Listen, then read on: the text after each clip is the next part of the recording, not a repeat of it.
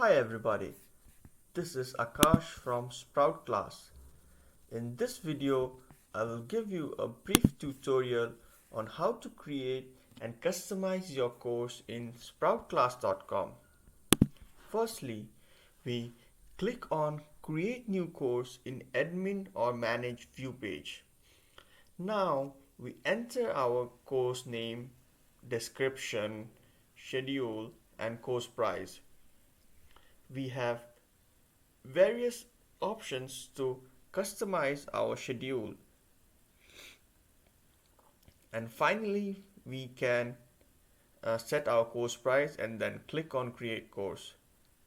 Clicking on view public page of the course, we can see the public page of the course that we have just created, and we can add more details to our course such as outcomes, FAQs.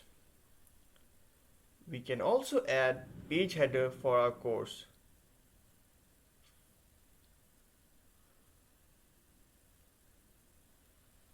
Once we are done with all the changes, we can click on save and then finally publish our course.